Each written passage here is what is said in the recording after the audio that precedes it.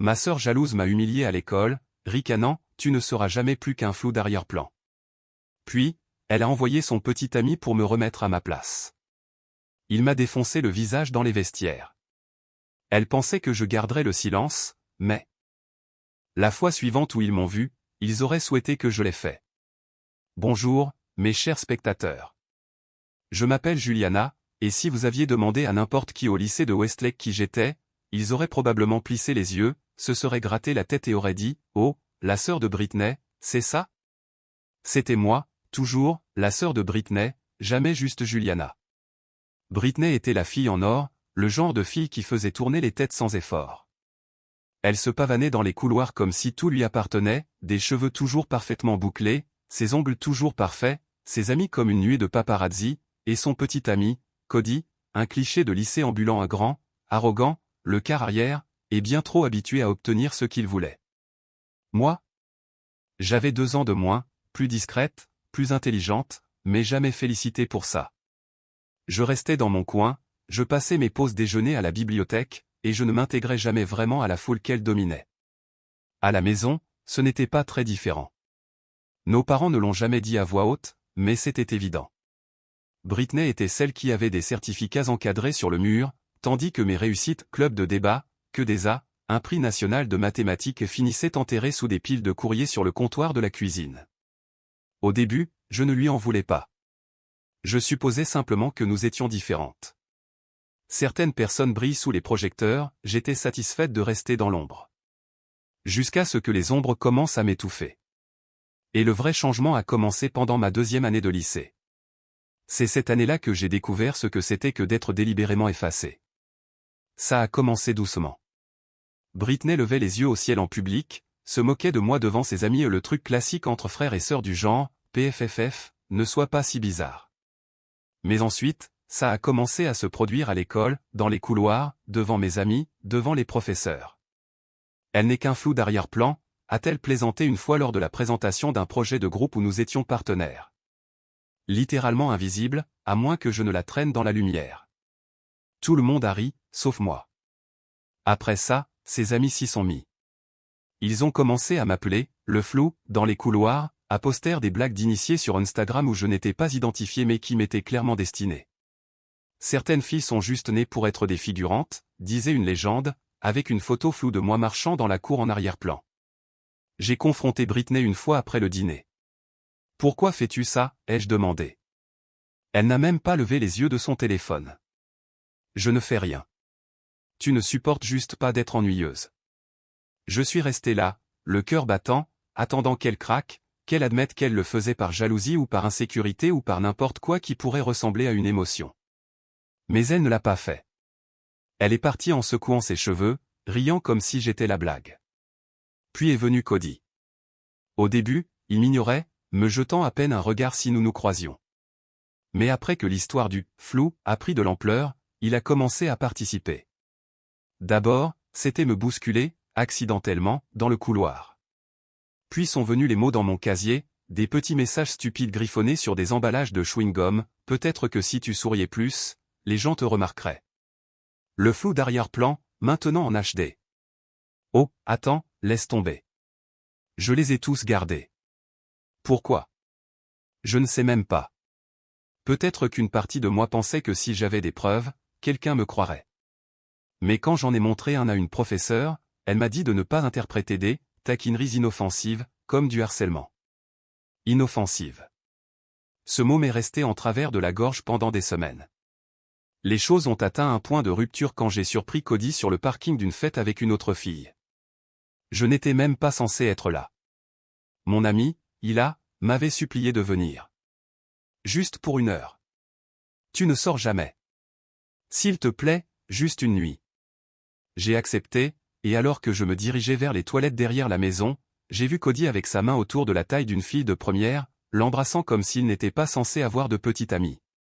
J'ai pris une photo, non pas par vengeance, mais simplement parce que je savais que personne ne me croirait. Le lendemain, je l'ai montré à Britney.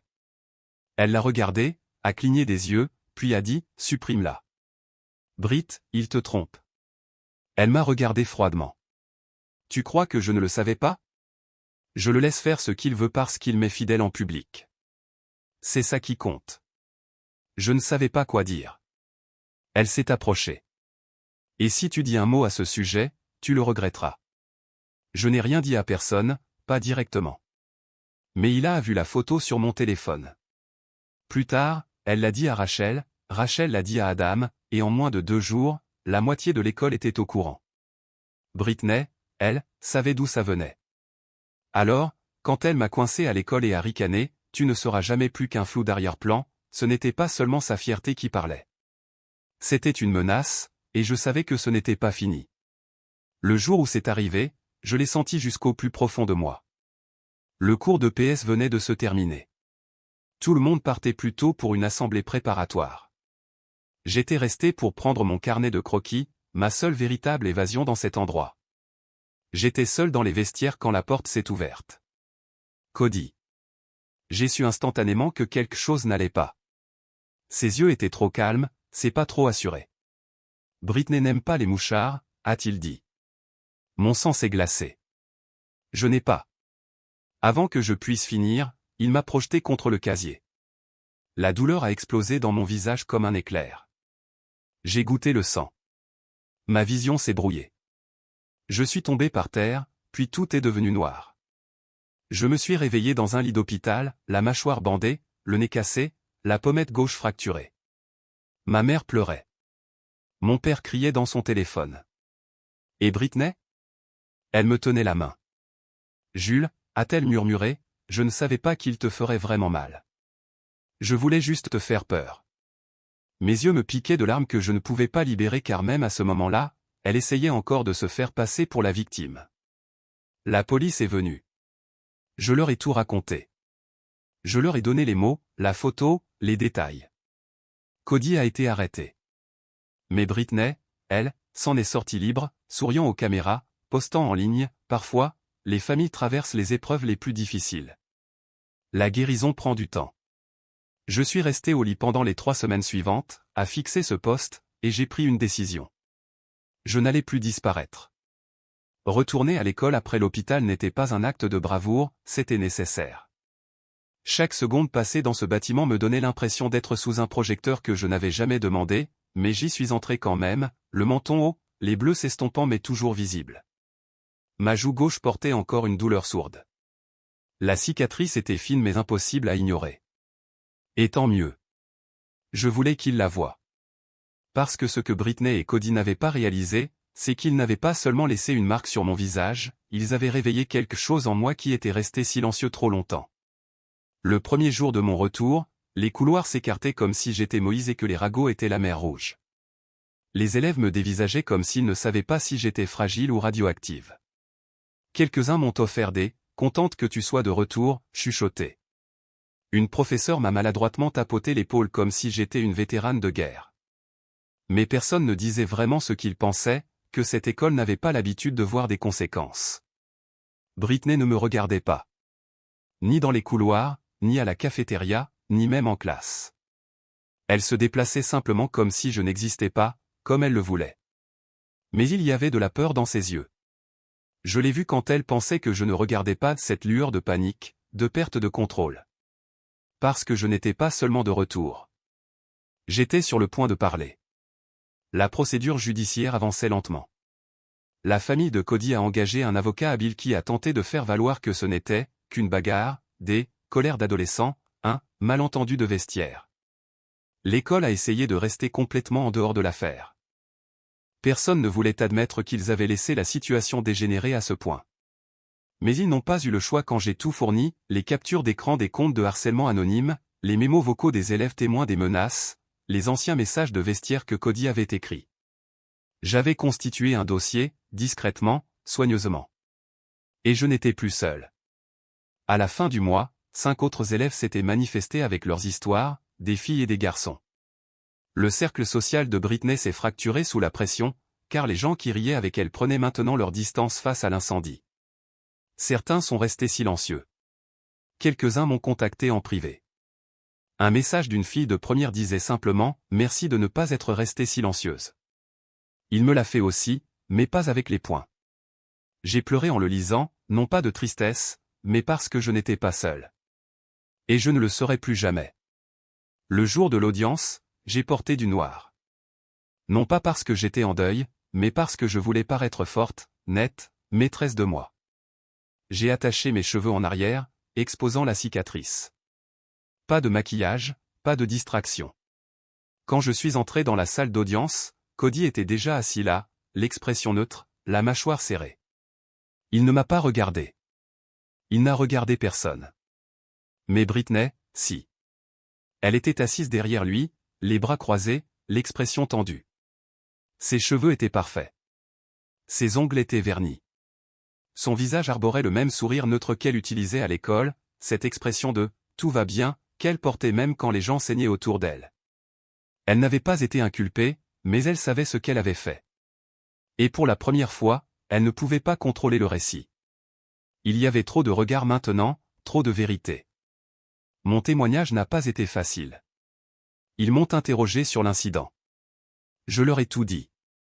Chaque insulte, chaque mot, chaque moment où je me sentais étouffé sous leur contrôle. Je leur ai raconté comment Britney riait pendant que son petit ami détruisait ma confiance, puis mon visage. Je leur ai dit comment le silence était utilisé comme une arme, comment la peur m'a gardé silencieuse jusqu'à ce qu'elle me brise. J'ai vu des jurés s'agiter sur leur siège. J'ai vu une femme plus âgée essuyer une larme. L'avocat de Cody a essayé de présenter cela comme un malentendu regrettable, une bagarre d'école qui avait mal tourné. Mais les preuves étaient accablantes. Il n'y avait aucune échymose sur lui, aucune marque de défense. Juste moi, brisé, hospitalisé. Et le pire de tout, c'est qu'il n'a même pas sourcillé quand j'ai décrit la douleur. Il s'en fichait. 2 heures plus tard, le verdict est tombé. Coupable. Violence aggravée. La peine serait prononcée plus tard. Son avenir, la bourse de football, la voie royale vers l'université, le charme factice a envolé. Il n'a pas dit un mot. Mais Britney, si. Alors que je sortais dans le couloir, elle m'a suivi. Juliana, a-t-elle appelé? Je me suis retourné lentement. Essayant toujours de sauver la face, sa mâchoire s'est crispée. Tu n'étais pas obligé de gâcher sa vie. J'ai cligné des yeux. Il a gâché la mienne d'abord. Elle a ricané. Tu te crois si forte maintenant? Non, ai-je dit calmement. J'ai toujours été forte. Tu ne l'as juste jamais vue parce que je n'ai jamais crié. Elle s'est approchée. Tu m'as fait passer pour un monstre. Tu as fait ça toute seule. Cela l'a fait taire. Elle m'a regardé comme si elle voulait se battre, ou pleurer, ou les deux. Mais au lieu de cela, elle s'est retournée et s'est éloignée, pour une fois, sans contrôler la faim. Les mois suivants n'ont pas été magiques. Le traumatisme ne disparaît pas du jour au lendemain. Mais ils étaient à moi.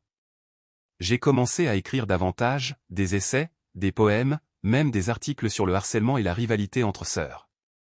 J'ai été publié dans le journal de l'école, puis sur un blog de santé mentale pour adolescents, puis un site national a repris mon histoire. Le titre, Le flou qui a parlé, comment le silence de ma sœur a failli m'être tué. Cela a fait le buzz. Des gens m'ont contacté. Des professeurs m'ont invité à prendre la parole. Des conseillers ont utilisé mon histoire dans leurs sessions. Et les élèves? Ils ont arrêté de m'appeler la sœur de Britney. Ils ont commencé à m'appeler Juliana. Quant à Britney, elle a terminé l'année discrètement, sa réputation en miettes. La plupart de ses anciens amis l'ont abandonnée. Ses admissions à l'université ont été retirées, non pas à cause de moi, mais parce que les nouvelles vont vite. Son image parfaite en ligne s'est effondrée. Elle a supplié mes parents de la scolariser à la maison pour sa dernière année. Ils ont accepté. Je n'ai pas protesté, parce que je n'avais pas besoin de vengeance. J'avais la vérité. On dit que la vengeance est bruyante, mais j'ai appris que la guérison peut l'être encore plus. Je n'ai pas riposté avec les poings ou la fureur. J'ai riposté avec des faits, avec du courage, et avec une vérité qu'ils n'avaient jamais vue venir. Ils voulaient que je reste un flou d'arrière-plan, mais maintenant, je suis l'image la plus nette qu'ils n'oublieront jamais. Et la prochaine fois qu'ils me verront, ils se souviendront que le silence n'était pas de la faiblesse. C'était la tempête qui se formait avant l'arrivée de la vérité.